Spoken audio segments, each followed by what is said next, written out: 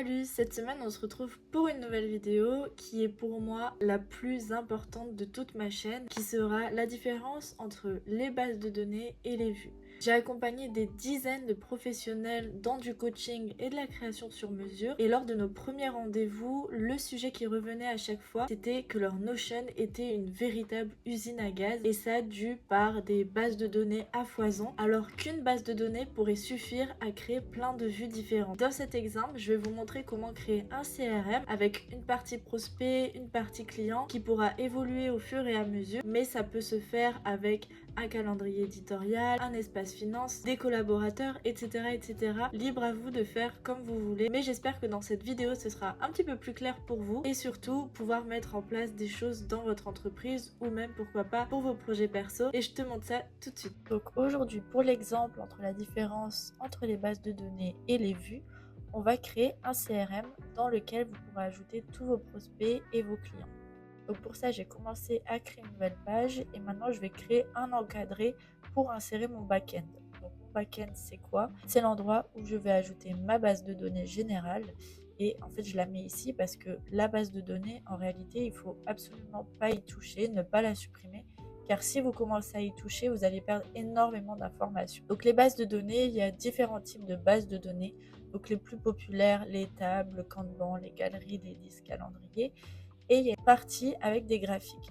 Mais celle qui va nous intéresser aujourd'hui, c'est la base de données pleine page. Donc ici, je vais créer ma base de données qui s'appelle CRM. Et ici, je vais ajouter toutes les informations qui vont m'intéresser, autant si c'est un prospect qu'un client.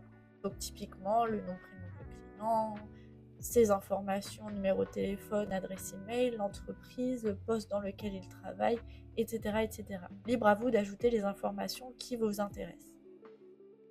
Donc là, par exemple, j'ai créé l'état du prospect. Donc c'est là que je vais mettre l'avancée du prospect. Donc, est-ce que j'ai envoyé une invitation? Est-ce que j'ai envoyé un DM? Est-ce que la visio est programmée?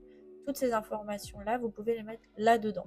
Ça vous permet d'avoir un suivi du prospect et son avancée. Ensuite, très important, donc cette propriété qui est la sélection. Donc à savoir si cette personne est un prospect ou est-ce qu'il est devenu client.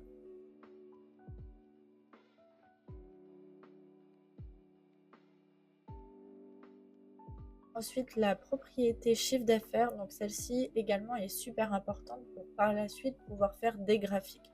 Donc ça, on verra à la fin.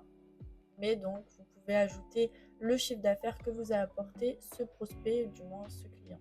Ensuite, l'URL LinkedIn, ça c'est hyper pratique si vous voulez retrouver les informations du prospect très rapidement. Et enfin, les services ou les produits que vous avez vendus. Ça, pareil, ça va être très utile pour le graphique. Et si vous voulez quelque chose d'hyper quali, vous pouvez également ajouter votre to-do. Donc pour ça, vous allez dans Relations et vous allez chercher la base de données qui correspond à votre to-do, ce qui fera que lorsque vous allez ajouter une to-do reliée à un prospect ou à un client, les informations se retrouveront hyper facilement. Une fois que toutes les informations sont renseignées, on va aller faire un petit peu d'esthétique et ajouter les icônes qui correspondent aux informations qui nous intéressent. Une fois que ça c'est fait, je retourne sur ma page principale et on va venir ajouter quelques modifications sur la base de données. Donc pareil, pour ajouter un petit peu d'esthétique. Et une fois que cet encadré est terminé, l'idée c'est de ne plus jamais y toucher. Et maintenant, on va enfin voir l'utilité des vues. Pour un premier exemple, on va venir faire une vue prospect. Donc pour ça, on va aller chercher la base de données qu'on vient de créer. Donc là, elle n'est pas présente. Je vais taper CRM. C'est celle-ci. Et là, je retrouve toutes les informations qui ont été complétées un petit peu plus tôt. Mais le problème, c'est que ce n'est pas une vue propre à des prospects. J'ai des informations qui correspondent aussi à un client, par exemple, donc chiffre d'affaires, etc. Ça ne m'intéresse pas pour le prospect, puisque un prospect n'a pas encore de chiffre d'affaires. Donc, je vais enlever les informations qui ne m'intéressent pas. Donc, le chiffre d'affaires, les services vendus.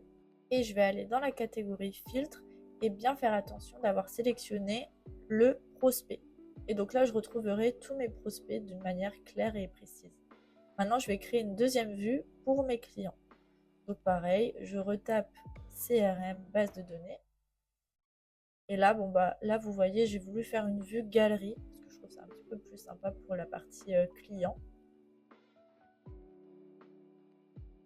Et donc là, pareil pour la partie prospect, on va aller affiner les propriétés qui peuvent être visibles. Donc chiffre d'affaires, en l'occurrence, ça m'intéresse. L'adresse email, les informations concernant l'entreprise, le numéro de téléphone, les services vendus, l'URL LinkedIn. Ça, les informations seront présentes sur le client, mais pour une vue galerie, j'ai préféré garder les choses les plus intéressantes. Bien sûr, aller dans la catégorie filtre et choisir client.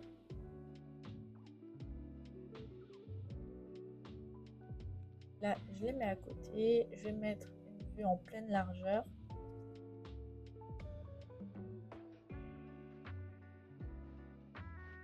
Donc voilà, là j'ai bien une vue pour mes prospects et pour mes clients. Donc là, je vais créer un nouveau modèle. Donc par exemple, quand j'ai un nouveau prospect, les informations que je veux retrouver. Donc si c'est un nouveau prospect, par défaut, il faut mettre que ce n'est pas un client, mais un prospect. Et donc le reste des informations, je pourrais les remplir manuellement. Pareil, je vais ajouter une petite icône pour que ce soit plus sympa visuellement. Et là, je vais ajouter un bouton qui fera que dès que je cliquerai dessus, ça créera mon nouveau prospect.